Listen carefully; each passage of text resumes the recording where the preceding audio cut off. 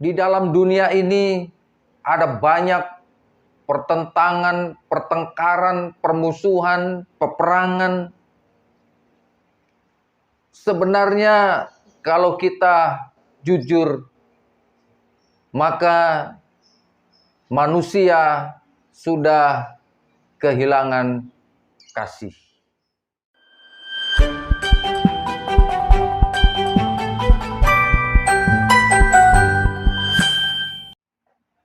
Salam persaudaraan. Puji Tuhan, kembali kita berjumpa di Agape Channel. Saya percaya melalui siaran ini kita semua diberkati oleh Tuhan.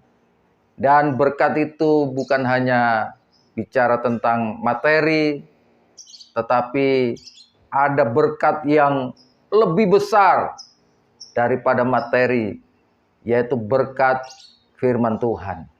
Karena hidup kita bukan bergantung kepada materi, tapi kepada kekuatan Tuhan. Dan kekuatan Tuhan itu ada di dalam firman-Nya. Puji Tuhan, sebelum kita menerima kebenaran firman Tuhan, mari kita berdoa. Bapa di surga, dalam nama Tuhan Yesus Kristus, terima kasih, kami bersyukur buat kebaikan kasih setia Tuhan, sehingga kami masih ada sampai saat ini.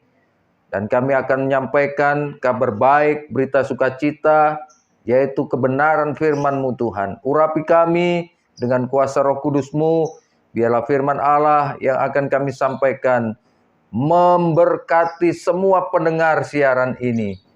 Yang ada masalah dan pergumulan, mereka dikuatkan. Terima kasih Tuhan. Dalam nama Tuhan Yesus Kristus kami sudah berdoa dan mengucap syukur. Haleluya. Amin. Puji Tuhan. Yohanes pasal yang ke-15 ayat yang ke-9. Seperti Bapa telah mengasihi aku, demikian juga aku telah mengasihi kamu. Tinggallah di dalam kasihku itu. Puji Tuhan. Di dalam Tuhan Yesus Kristus mengajar tentang kasih.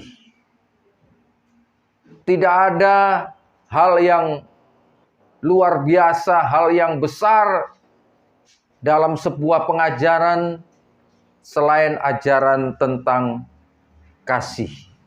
Saling mengasihi, bukan saling memusuhi, bukan saling membenci, bukan saling menjatuhkan. Itulah kasih yang ada di dalam Tuhan Yesus Kristus. Dan saat ini kita akan belajar tentang kasih Tuhan di dalam hidup kita. Saudaraku yang dikasihi dan yang mengasihi Tuhan Yesus Kristus. Di dalam dunia ini ada banyak pertentangan, pertengkaran, permusuhan, peperangan. Sebenarnya kalau kita jujur, maka manusia sudah kehilangan kasih.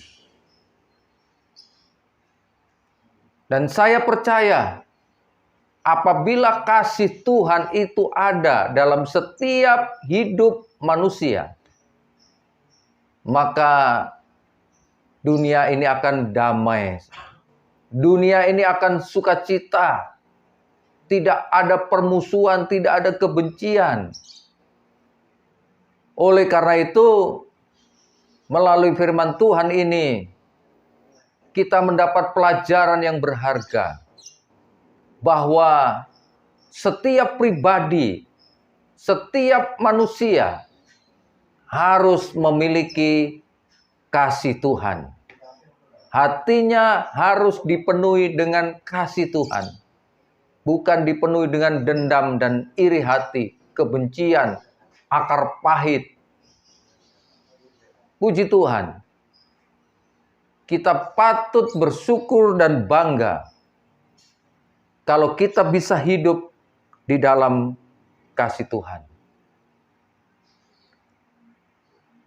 Ayat yang ke-10 mengatakan, jikalau kamu menuruti perintahku, kamu akan tinggal di dalam kasihku. Bagaimana supaya hidup kita diwarnai, diliputi dengan kasih Tuhan? Maka firman Tuhan mengatakan, kalau kita menuruti perintah Tuhan, maka kita tinggal di dalam kasih Tuhan. Jadi menuruti perintah Tuhan itu adalah awal di mana hati kita dipenuhi dengan kasih Tuhan. Kalau kita melakukan perintah Tuhan, itu artinya ada ketaatan. Dan ketaatan itulah yang akan membawa hidup kita sampai kepada kasih yang dari Tuhan. Orang yang taat kepada Tuhan, melakukan perintah Tuhan, maka di dalam dirinya ada kasih. Sebaliknya saudara, orang yang memberontak, melawan Tuhan, tidak mau ikuti perintah Tuhan, maka kecenderungan hatinya tidak ada kasih. Yang ada hanya permusuhan. Yang ada hanya hal-hal yang negatif. Berpikir negatif. Berbicara negatif. Bertindak negatif.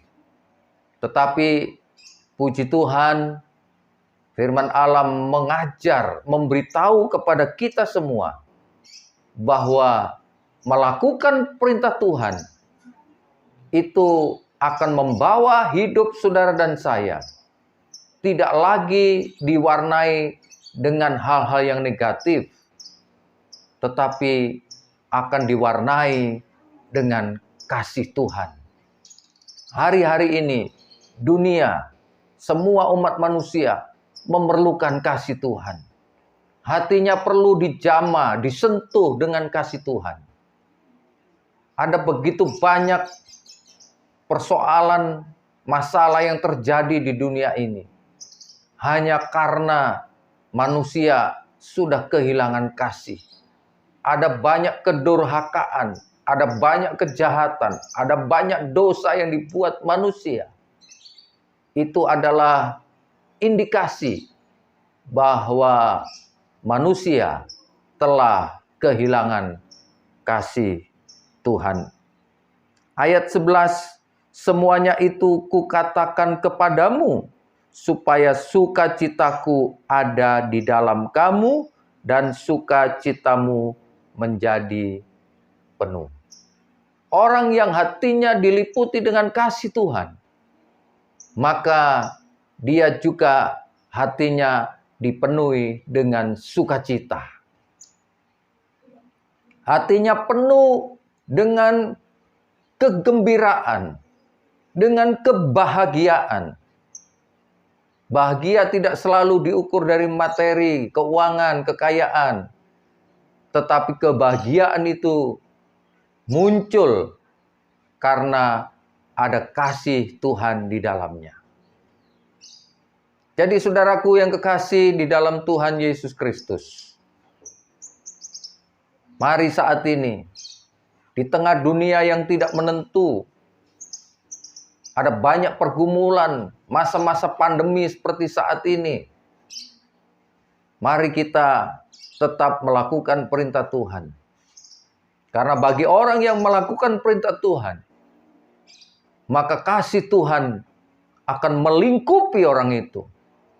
Dan ketika kasih itu ada di dalam diri seseorang, maka hidupnya akan dipenuhi dengan sukacita, ada damai sejahtera, sekalipun ada badai yang dihadapi, ada persoalan masalah yang dia harus hadapi. Tetapi ketika hati seseorang ada kasih Tuhan di dalamnya, maka dia akan mampu menghadapi segala sesuatu, mampu menghadapi segala situasi, karena sukacita yang dari Tuhan itu yang memberi kekuatan. Percayalah saudara, lakukan perintah Tuhan, dan saudara akan menerima kasih Tuhan itu. Puji Tuhan, Tuhan Yesus memberkati kita semua. Mari kita berdoa.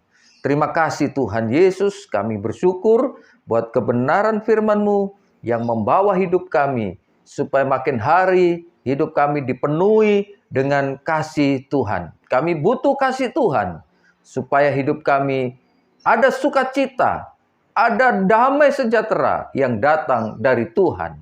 Di tengah situasi yang tidak menentu ini, di tengah-tengah dunia yang semakin hari semakin tidak pasti, saya percaya, kita semua percaya bahwa kasih Tuhanlah yang akan membawa hidup kami semua untuk kami menikmati sukacita yang dari Tuhan itu. Terima kasih Tuhan, berkati semua pendengar siaran ini, bahkan yang menayangkan siaran ini. Tuhan memberkati, berkati bangsa negara kami Indonesia ini, berkati hamba-hamba-Mu dimanapun mereka melayani. Terima kasih, dalam nama Tuhan Yesus Kristus kami sudah berdoa dan mengucap syukur. Haleluya. Amin. Puji Tuhan.